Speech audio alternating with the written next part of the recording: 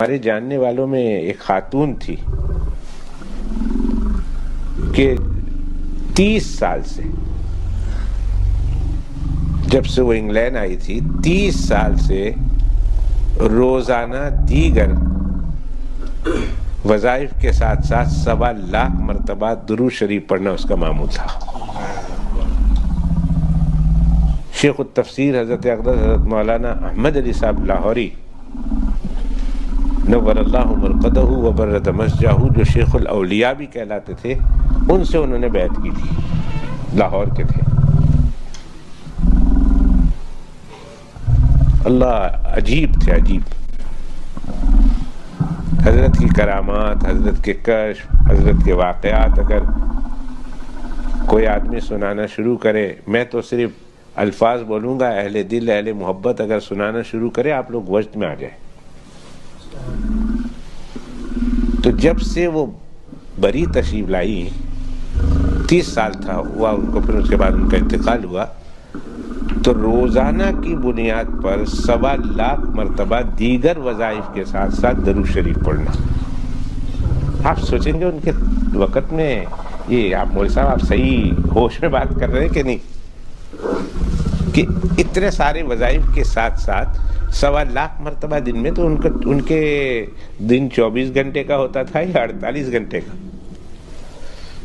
کر کے دیکھیں، اللہ وقتوں میں برکت دیتا ہے۔ جو کام دوسرے مہینے میں کرتے ہیں اللہ ان سے دنوں میں کروا لیتا ہے۔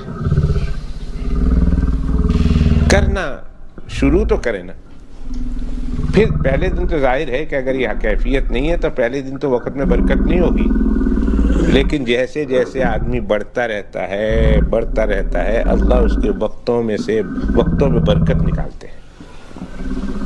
اور وہی کام جو ایک آدمی ہفتے میں نہیں کر سکتا وہ آدمی ایک دن میں کر لیتا ہے۔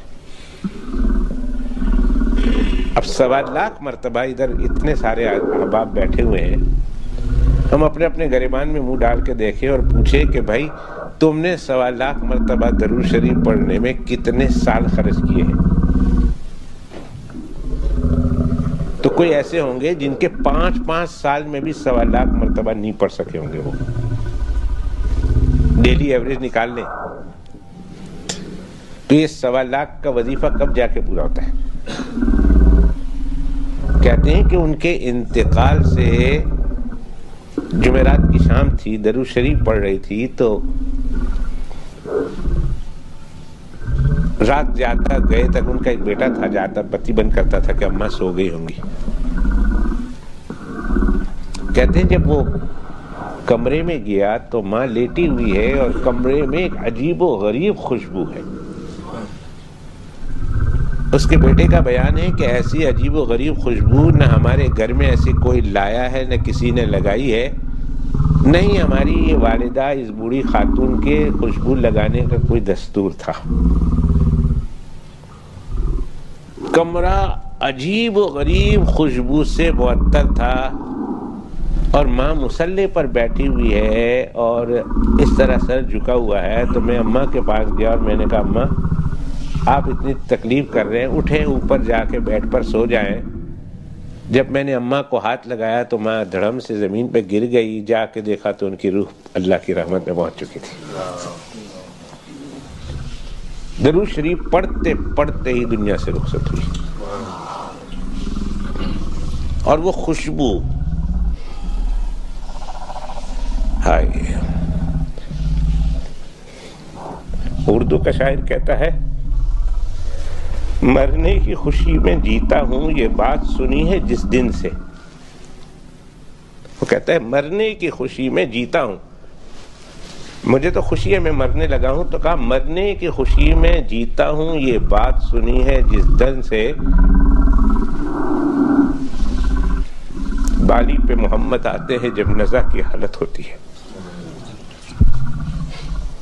بالی پہ محمد آتے ہیں جب نزا کی حالت ہوتی ہے۔ اللہ اکبر کبیرہ، کیا کہوں، یہ خوشبو جناب نبی کریم صلی اللہ علیہ وسلم کی تشریف آوری کی تھی یا کیا خوشبو تھی۔ ہم نے تو دیکھا ایسے ایسے بزرگوں کو جو عالم نہیں تھے، باقاعدہ باضابطہ عالم نہیں تھے، حاجی یعقوب پٹیل صاحب رحمت اللہ علیہ گلوسٹر میں تھے، ہمارے والد صاحب کے دوستوں میں سے تھے. ہم نے ان کو بہت دیکھا. ہم پڑھنے کے لیے گئے ہوئے تھے جب ان کا انتقال ہوا. کہتے ہیں جب انتقال کا وقت آیا تو سارے گھر والے بیٹھے ہوئے تھے آجو بازو میں. تو سب گھر والوں کو کہا بس تم جاؤ، پردہ کرو، سر پہ دوپٹہ لو اور تم جاؤ، دوسرے کمرے میں جاؤ. مرد بھی بیٹھے ہوئے تھے، عورتوں کو گھر والوں کو بھگا دیا اور کہا مجھے بٹھاؤ. اور جب ان کو بٹھایا تو انہوں نے ایک طرف نگاہ بھری اور کہا الصلاۃ والسلام علیک یا رسول اللہ. کہا میرے سرکار آ گئے. الصلاۃ والسلام علیک یا رسول اللہ کہا زور سے اور کلمہ پڑھتے ہوئے رخصت ہو گئے. کلمہ پڑھتے پڑھتے رخصت ہو گئے. کیا کیفیت ہوگی اس موت کی؟ خدا کی قسم اس موت پر تو لاکھوں زندگی قربان ہے. اس موت پر تو لاکھوں زندگی قربان کر دیں ہم. ایسی موت،